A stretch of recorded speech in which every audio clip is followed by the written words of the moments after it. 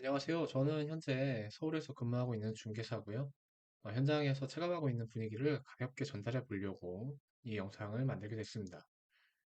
소수의 특별한 펜트하우스나 초고가 아파트를 제외한다면 한국 집값을 견인하는 곳은 아무래도 강남 3구라는 생각이 드는데요. 요즘 전세 가격이 많이 떨어졌어요. 아마 다들 알고 계실 거예요. 작년 3분기부터 슬슬 흐르는 것 같으니 지금은 강남 3구 대단지에서도 뭐 적게는 30%에서 많게는 40% 이상 떨어진 걸로 보이고요.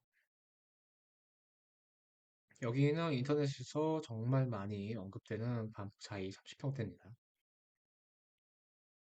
30평대 전세 실거래가예요. 타입은 밝히지 않을 거고요. 지금 22년 5월 달에 22억 고층입니다.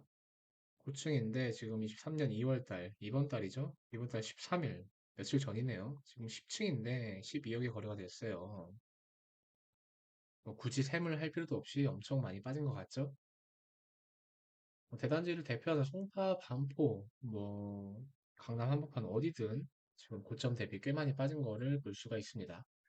요즘에 그래요. 좀 전세 의뢰를 주시는 임대인 분들 중에서는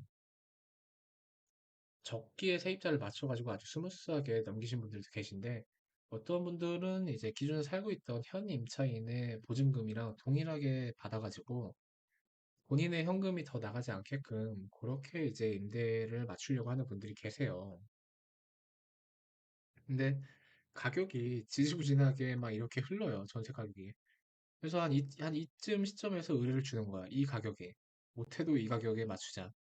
근데, 아, 사장님 요즘 안 좋아요. 가격 조금 더 낮게 해가지고 빨리 내보냅시다. 라는 얘기를 저는 해요. 절대 안 된다고 합니다. 그렇게 시기가 흘러. 이렇게 떨어집니다. 그러면 인근 단지 혹은 뭐 같은 단지에서 한 요즘에 또 거래가 됐다는 얘기를 인사 삼아 그리고 가격을 좀 조율할 필요가 있다라고 전달하려고 제가 연락을 하면은 이쯤부터도 긴가민가 하다가 한 이쯤 오면은 약간 발을 동동 구르기 시작합니다.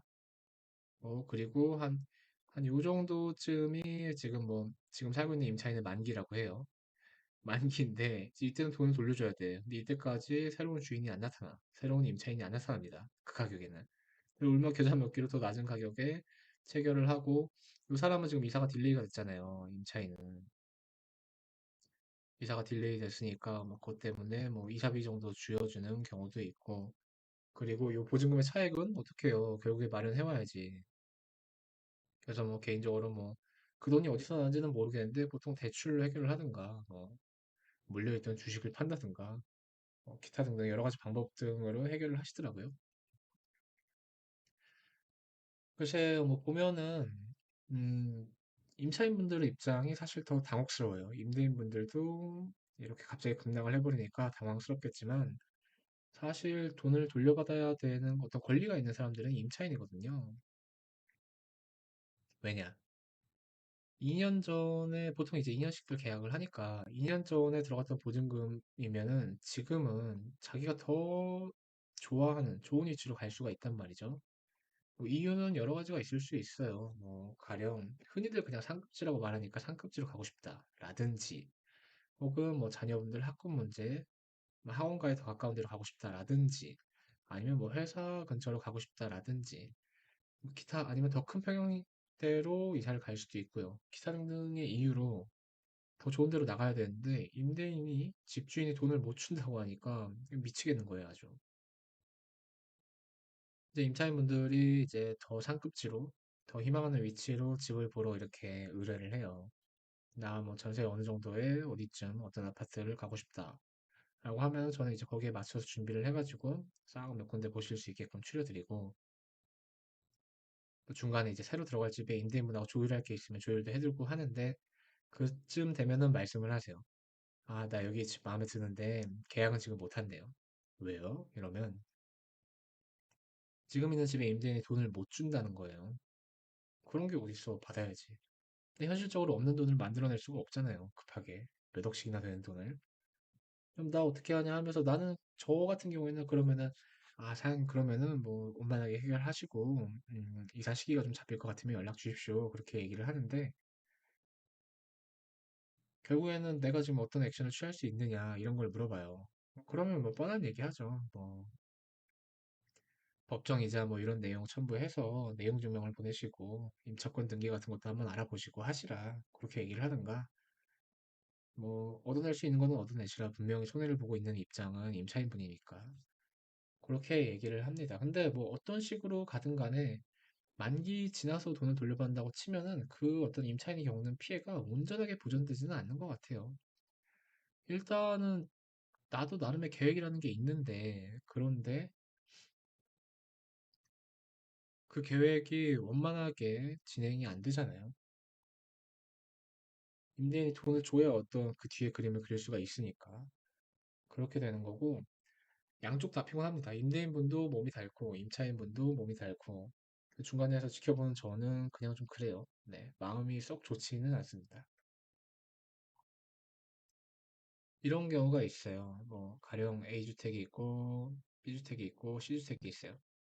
A에 살고 있는 임차인은 B로 이사 갈 예정이고, B에 살고 있는 임차인은 뭐 C에 있는 집에 매수해서 가려고 해. 그래서 이 B주택을 기준으로 지금 막 얘기가 오고 가는 거예요, 지금. 이제 중개사인 저는 가운데서 이것저것 얘기도 하고 조율도 해드리고 합니다. 뭐 이런 경우가 흔치는 않지만 계약을 했는데 잔금이 오고 있는데 이 A집의 임대인분이 1번 임차인한테 아, 나 돈이 없다. 큰일 났다. 좀만 더 있다 나가면 안 되냐. 그런 경우 있어요. 이 사람은 지금 계약금까지 넣었는데, 계약서까지 썼는데, 그런 경우가 있을 수가 있고, 그러면 2번 갈 사람도 황당한 거죠. 그러면 나중에 또 연락이 와요. 뭐 1, 2번이 계약을 했거나 혹은 하기 전이어도 이 사람이 하려고 한다고 해서 나는 그렇게 전달을 하고 수익을 준비하는데 돈 얘기를 해. 잔금 일자를 특정을 못 하겠다. 그러면 2번 임차인 혹은 이 B주택의 집주인, 임대인은 그러면은 다른 사람들 지금 집 보러 온다는 사람들 많은데 그 사람들도 계속 보여주겠다. 그렇게 얘기를 해요. 그러면은 1번이 이걸 어떤 선점할 수가 없잖아요. 물론 뭐 가계약금을 걸고 그런다고는 하는데 통상적으로 가계약에서 계약서까지 쓰고 계약금을 납부하는 데까지 그리 긴 시간이 걸리지 않거든요. 그리고 뭐 A번 주택의 임대인이나 B주택의 임대인이나 둘 다 사정은 같잖아요. 네. 시기가 도래하면은 이제 보증금을 반환을 해야 되니까 그런 상황이고 그래서 결국에는 이제 A주택의 임차인인 1번 임차인이 속상하게 되죠. 네. 일이 원만하게 해결이 안 되니까. 당연히 내가 받아야 될 돈인데 못 받고 있으니까 조금 답답한 상황이 연출됩니다. 근데 그래도 또 이런 임대인분들도 계세요. 뭐, 한 사람 한 명이 임대인 하나가 A, B, C 주택을 갖고 있는 거예요. 주택이 3개야. 근데 자기가 A에 이제 실거주하고 있고 B랑 C에는 임대를 주고 있는 거예요. 임대를 주고 있는데 그런데 이 B, C 주택에 이제 만기가 도래했는데 전세 가격이 너무 떨어졌고 집이 안 나가. 너무 안 나가는 거예요. 뭐 가격을 싸게 해도 안 나가. 왜냐? 이 B, C에 살고 있던 사람들은 지금 가격에 더 좋은 데 찾아서 나가려고 이제 B, C의 어떤 요 지역에 있는 사람들이 더 이상 요 B, C 지역을 안 봐. 다른 데 더 좋은 데로 가려고 해.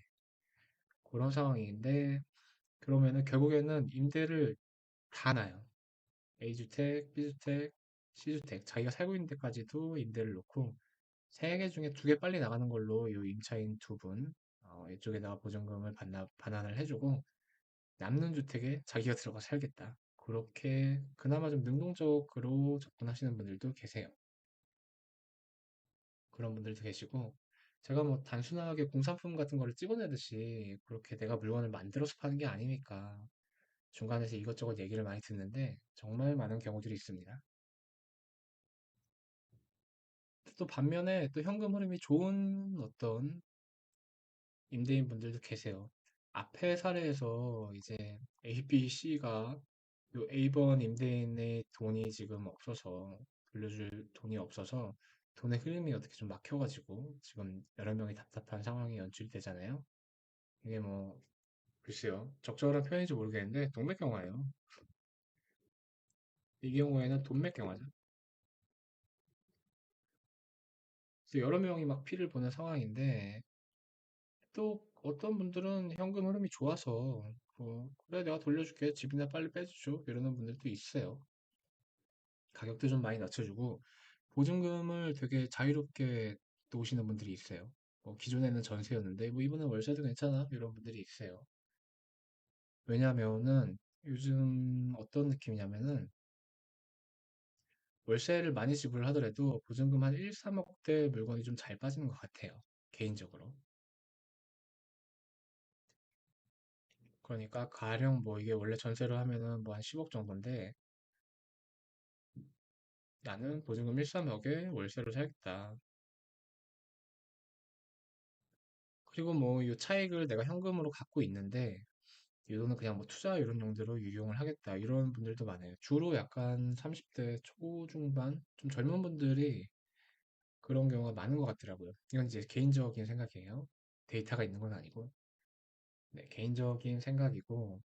그래서 조금 보증금을 폭넓게 조절하실 수 있는 임대인 분들은 네, 여러 가지 형태로 가격 조율의 어떤 여지를 열어두시면은 조금 더 임대가 빨리 될 수 있습니다. 그리고 어떤 제가 주로 일하는 데가 뭐 강남, 서초, 뭐 송파 이 정도 되니까 가끔 성수동도 가고요. 이 정도 되는데 글쎄요. 예전에는 개포동에 좀 사람들이 관심이 덜 했는데 이번에 개포동 자이 프레지던스죠. 거기가 입주하면서 개포동에 대한 관심이 타 지역에 거주하시는 분들도 많이 늘어난 것 같아요. 이것 때문인 것 같아요. 제 생각에는. 개포자이 프레지던스 수영장. 이게 되게 핫했죠. 아마 지난달 1월 달에 이제 금토일인가 토일월인가 해서 한 3일 정도 사전 점검했을 거예요.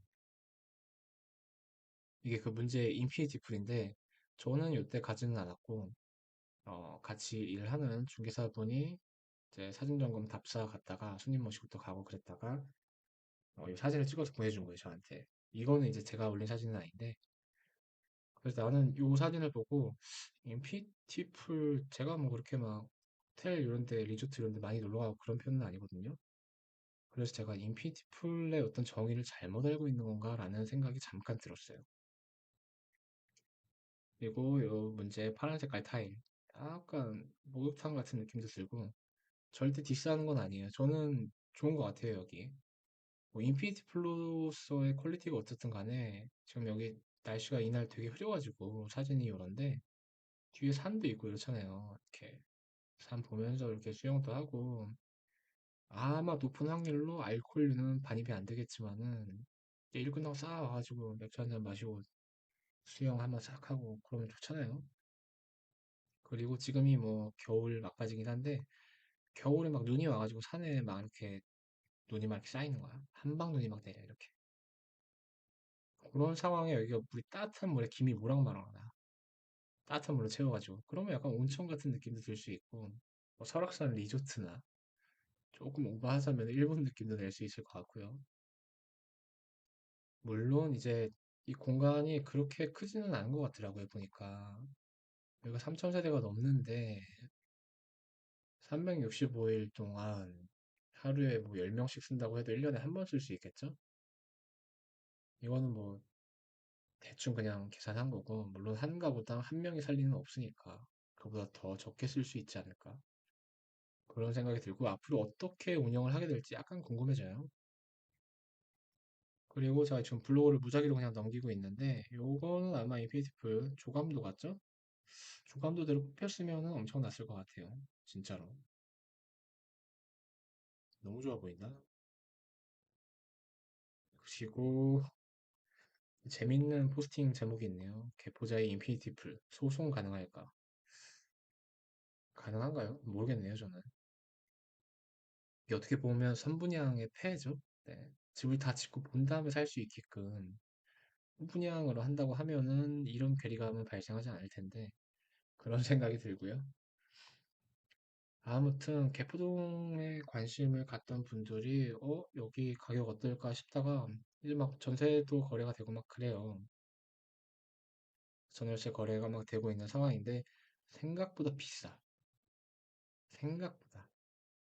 생각보다 비싸서 여기를 올까 하시는 분들이 혹은 뭐 생각보다는 기대보다는 별로라든지 근데 어떤 이유든 간에 개포자의 프레저스는 패스 하게 되는데 개포동에 대해 관심이 생기는 거야. 그래서 이 인근 단지들을 또 쭉 보시다 보면은 다른 데를 또 계약을 하는 분들이 계시는 것 같더라고요. 개포 자리를 가려다가 뭐 어떤 이유든 간에 여기는 안 가게 됐는데 근데 개포동에 관심은 가. 그런 분들이 막 이런 데 많이 갑니다. 애매한 포레스트나 뭐 기타 등등. 여기가 되게 좋더라고요, 저는. 대중교통이 지하철역이 조금 멀어서 그렇지 개인적으로는 되게 한적하고 동네 좋았어요. 제가 약간 한적한 분위기를 좀 좋아하기는 하는데 그렇다고 막 사람이 없는 그런 것도 아니고 여기도 대단지거든요. 네, 깔끔하고 좋아 보입니다. 깔끔하고 좋아 보이는 레미안 포레스트고요. 네, 저 여기 집 없어요. 그냥 하는 소리입니다. 네, 아무튼 그렇고 왜냐면 가격대가 은근히 겹치던 딱 타이밍이 있었어요. 강남 이런 데는 뭐 한 20년 된 거 그런 데 살 돈이면은 비교적 신축급인 개포동의 아파트에 들어갈 수가 있었단 말이죠. 그렇다 보니까 이제 여기서는 선택지가 생기는 거예요. 개포동의 어떤 신축급 아파트를 보시다가 가격이 조금 마음에 안 들어. 뭐 월세 한 10만 원 더 깎아주면 할 것 같은데 마음에 안 들어. 그래서 아 중개사님 그러면은 여기 말고 강남 뭐 삼성동이나 역삼동 이런 데 한번 알아봐 주세요. 해서 역삼동에 몇 군데, 뭐 삼성동에 몇 군데 이렇게 보러 가요. 그러면 이미 개포동을 한번 보시고 온 분들은 완전 새 아파트를 봤다가 여기 올라가니까 또 눈에 안 차는 거야. 그래서 결국에는 개포동에 계약하시는 분들도 있습니다. 그런 분들도 있고 제가 뭐 개포동 자랑을 너무 한 것 같은데 저는 저기랑 전혀 상관없습니다. 뭐일 때문에 가는 거지 제가 어떤 저기에 뭐 한 채 갖고 있다던가 그런 건 아니에요. 뭐 일단은 개포동 수영장 얘기를 잠깐 했었고 그리고 요거는 뭐 갱신된 계약이랑 차익이 얼마나 나는지 한번 보시라고 이 자료는 제가 만든 건 아니고 국토교통부 사이트에 가시면 볼 수 있습니다. 여기는 뭐 삼성동의 힐스테이트 2단지예요. 그냥 뭐 아무 데나 한번 찝어봤고요. 여기는 보시면은 여기 84제곱미터, 84제곱미터인데 84제곱미터. 네, 밑에서 두 번째 줄입니다. 84제곱미터에 지금 기존에 9억에 160이었는데 새로 계약하면서 9억에 80만 원 월세죠. 월세로 갱신 계약하신 분들도 보이고 기존에 13억이었는데 이번에 11억 5천으로 하신 분도 계시고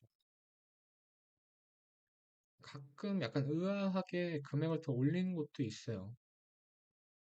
기존에 4억 5천에 172만 원이었는데 이번에 갱신 계약하면서 5억에 290 보증금도 오르고 월세도 한참 올랐습니다. 이런 건 글쎄요 어떤 경우인지는 제가 성사시킨 계약이 아니라서 정확히는 모르겠어요. 여러 가지 사연이 있을 수 있습니다. 굳이 제가 말하지는 않을게요. 의외로 1월 달에도 기존보다 금액을 올려받는 경우 혹은 그대로 갱신을 하는 경우도 있어요. 분명히 없지는 않습니다. 근데 어떤 특수거래일 확률이 높죠. 지금 뭐 다 떨어진다고 맨날 뉴스에서 그렇게 떠드는데 굳이 싶은 거죠. 뭔가 이유가 있을 걸로 보이고, 네, 뭐 제가 사실은 심심해서 간단하게 만든 영상이었고요. 뭐 어디를 가든 간에 본인이 딱 감내 가능한 수준에서 이렇게 살면은 좋지 않겠습니까? 저는 뭐 그렇게 생각을 하고요. 근데 아파트 임대차, 아파트뿐만 아니고 뭐 빌라든 원룸이든 뭐든 주거 같은 경우는 사람이 밖에서 잘 수는 없으니까 내 집이 아니더라도 어딘가 빌려서 자는 자야 되잖아요. 그렇다 보니까 너무 빈번하게 일어나는 건데 어쨌거나 계약이란 말이에요. 엄밀하게 말하면 서로한테 의무와 권리가 지워지는 건데 너무 쉽게 생각하는 분들도 계신 것 같아요. 당부드리고 싶은 말은 서로 경각심을 갖되 어쨌거나 서로 사람들이 한 일이니까 서로 좋은 임대인, 임차인 만나서 윈윈 할 수 있는 그런 관계가 됐으면 좋겠습니다. 지금까지 서울에서 일하고 있는 중개사였고요. 몇 분이나 이거를 보시게 될지 모르겠어요. 근데 보는 분들이 좀 많다고 하면 댓글도 좀 달아주시고, 본인 살고 있는 동네는 분위기가 어떻다, 이런 걸로 뭐 서로 공유하면 좋잖아요. 그러면 좋을 것 같고, 다음에는 뭐 매매 분위기는 어떤지, 오늘 뭐 전세 위주로만 얘기를 했는데, 다음에는 또 매매에 대해서 한번 이야기를 해볼 수 있도록 하겠습니다. 감사합니다.